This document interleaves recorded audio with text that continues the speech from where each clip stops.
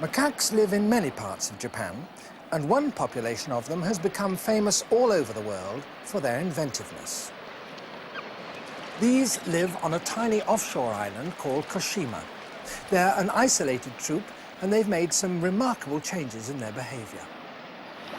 For a long time, people used to think that the way in which creatures like these feed is largely instinctive.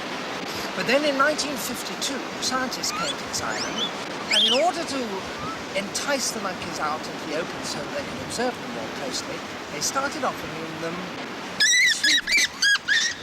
sweet potatoes. Sweet potatoes, like that. After about a year, a young female called Emo began to take her roots down to a pool and wash off the sand and mud before eating them. Within a few weeks, her close friends and her family, including her mother, were copying her. The habit spread, and 10 years later, almost all the monkeys on the island habitually washed their sweet potatoes. Then a new variation arose.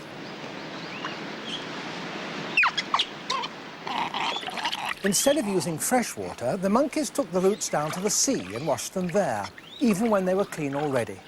Perhaps they simply liked salt on their potatoes. Only the very old didn't adopt the new customs. The young were quick to learn, and the fact that babies travelled on their mother's back meant that they saw exactly what she was doing at all times, an unexpected benefit of having grasping hands. Then the scientists changed the diet to unhusked rice. They wanted to keep the monkeys in one place so that they could observe them, and they reckoned it would take them a long time to pick out the rice from the sand. But they'd reckoned without Emo. She grabbed handfuls of rice and sand together and threw the whole lot into the water. The sand sank, the rice floated, and she quickly skimmed it off. And once again, the habit spread.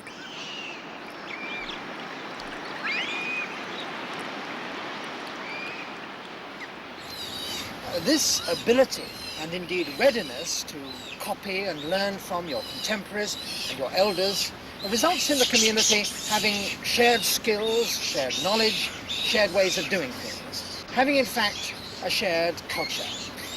The word, of course, is normally used for human societies, but there's no reason in principle why it shouldn't be applied to monkeys as well.